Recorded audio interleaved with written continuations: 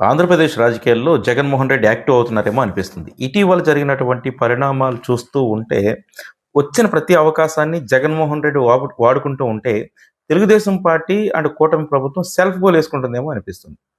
ఈ మధ్య కాలంలో జరిగినటువంటి పరిణామాలన్నీ ఒక ఒక చర్చకొస్తే, ఈ రోజు జరిగినటువంటి తిరుపతిలో జరిగినటువంటి బీజేపీ సమావేశంలో ఆదినారాయణ రెడ్డి బీజేపీ లీడర్, ఒకప్పుడు వైసీపీలో, తర్వాత టీడీపీలో, ఇప్పుడు బీజేపీలో ఉన్నారు.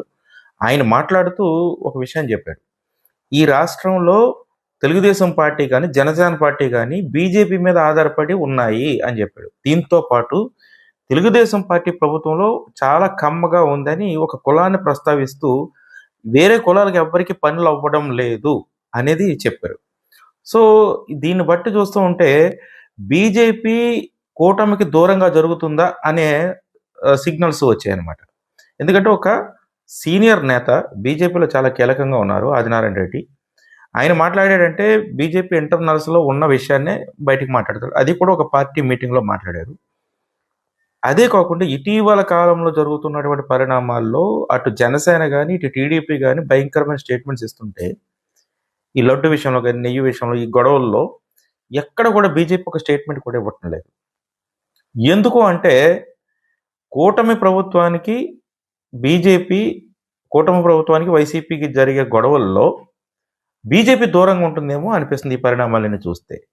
అదేవిధంగా బీజేపీలో చాలామంది నేతలు టీడీపీ చేస్తున్నటువంటి కార్యక్రమాలను కొంచెం విభేదిస్తున్నారేమో అనిపిస్తుంది. అంటే ఇప్పుడు దీని మీద మళ్ళీ మేము కలిసే ఉన్నామని స్టేట్మెంట్ ఇచ్చినప్పటికీ ఏ కమిటీలో కానీ, ఈ వేటుల్లో కానీ బీజేపీ టీడీపీతో కలిసి రావడం లేదు. ఒక కూటమిలో ఉంది కానీ ఎందుకు కలిసి రావడం లేదంటే, ఫర్ ఎగ్జాంపుల్ లడ్డు ఇష్యూలో ఒక బీజేపీ నేత కూడా వైసీపీకి యాంటీగా, టీడీపీకి పొత్తుకి అనుకూలంగా ఒక స్టేట్మెంట్ కూడా ఇవ్వాలి. ఈరోజు ఆదినారాయణ రెడ్డి స్టేట్మెంట్ చూస్తుంటే ఖచ్చితంగా పొత్తులో ఏదో లోకలొకలు ఉన్నట్లుగా అనిపిస్తుంది. అదే కాకుండా ఇటీవల జరిగినటువంటి అంబటి రాంబాబు ఇష్యూ కానీ, జోగి రమేష్ ఇష్యూలో వైసీపీ ఒక మెట్టు ఎక్కిందేమో అనిపిస్తుంది.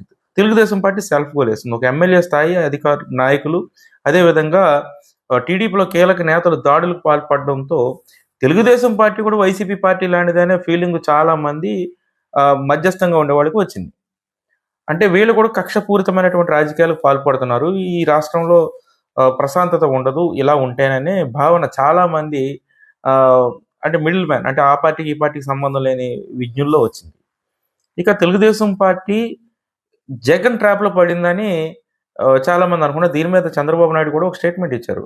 వైసీపీ ట్రాప్లో పడవద్దు అని చెప్పారు. అదేవిధంగా దాడులు చేయడం తప్పు, కొంచెం సంయమనం పాటించండి అనే స్లోగన్ కూడా టీడీపీ నుంచి అధినాయకుల నుంచి వినిపిస్తుంది. అంటే ఒక తప్పు జరిగిపోయిన తర్వాత దాన్ని సరిదిద్దుకోవడం కన్నా తప్పు జరగకుండా చూడడమే చాలా కీలకమైన అంశం. ఇదిలా ఉంచితే జగన్మోహన్ రెడ్డి ఈరోజు చెన్నైలో జరిగినటువంటి తమ కుటుంబ సభ్యుల పెళ్లిలో చాలా మంది పొలిటికల్ లీడర్స్ని తమలో కలుపుకున్నారు. ఇటు బీజేపీ స్టేట్మెంటు, చాలా మంది లీడర్లు ఆ పెళ్లికి హాజరయ్యి, స్టాలిన్ వంటి ముఖ్యమంత్రి, అంటే తమిళనాడు ముఖ్యమంత్రి, అదేవిధంగా ఇప్పుడు కొత్తగా పార్టీ పెట్టిన విజయ్, వీళ్ళందరూ కూడా కలిసి జగన్తో చాలా యాక్టివ్గా మూవ్ అయ్యారు. ఇవన్నీ చూస్తూ ఉంటే ఆంధ్రప్రదేశ్ నుంచి కూడా చాలా మంది లీడర్స్ వెళ్ళి ఆ పెళ్లిలో కలిశారు. సో జగన్మోహన్ రెడ్డి పెళ్లిలో కూడా రాజకీయం చేస్తూ చాలా యాక్టివ్గా ఆంధ్రప్రదేశ్ రాజకీయాల్లో ముందుకెళ్తున్నారేమో అనిపిస్తుంది. సాధారణంగా ఇలాంటి పరిస్థితులు, ఒక అధికార పక్షం మీద వ్యతిరేకత కానీ, ప్రతిపక్షం యాక్టివ్ అవ్వడం కానీ ఎన్నికలకు సంవత్సరం ముందు ఉంటూ ఉంటుంది. కానీ ఎన్నికలైన సంవత్సరంన్నరలోనే ఈ పరిస్థితి ఎందుకు వచ్చింది అనేది చాలా మందికి అర్థం కాని ప్రశ్న. దీంతోపాటు గతంలో మొన్న ఇటీవల కాలం జరిగినటువంటి మీటింగ్లో చంద్రబాబు నాయుడు మనం బాగా పనిచేసాం అనుకుంటున్నాం, కానీ ప్రజల్లో ఆ ఫీల్ లేదు అని ఒక అసంతృప్తిని వ్యక్తం చేశారు. నిజంగా ఈ ప్రజల్లో అసంతృప్తి కనపడుతూ ఉంది. ఒక ప్రభుత్వం మీద ఇంత వేగంగా అసంతృప్తి రావడం అనేది ఇదే తొలిసారి. తెలుగుదేశం పార్టీ, పొత్తు పార్టీలు కూడా చాలా జాగ్రత్తగా ఉండాలనే సిమ్టమ్స్ వచ్చాయి. అదేవిధంగా వైసీపీ చాలా యాక్టివ్ అవుతుంది. వైసీపీ లీడర్లో ఒక సరికొత్త ఉత్సాహం కనబడుతుంది ఎక్కడికక్కడికి. మొత్తం మీద ఎన్నికలకు ఒక సంవత్సరం ముందు రావాల్సినటువంటి రాజకీయ రసవత్తర పరిణామాలన్నీ కూడా ఎన్నికలైన సంవత్సరాల్లోనే వచ్చాయి. ఈ మిగిలిన 3.5 సంవత్సరాల్లో చాలా ఆసక్తికరమైన రాజకీయ పరిణామాలు ఆంధ్రప్రదేశ్లో చోటు చేసుకోబోతున్నాయి. ఈ పరిణామాలన్నీ చూస్తుంటే 2029 ఎన్నిక అంత ఆషామాషి ఏం కాదు. ఇప్పటి వరకు పొత్తులో ఉన్నంత కాలం ఎలాంటి ఇబ్బంది లేదని అనుకున్నాం.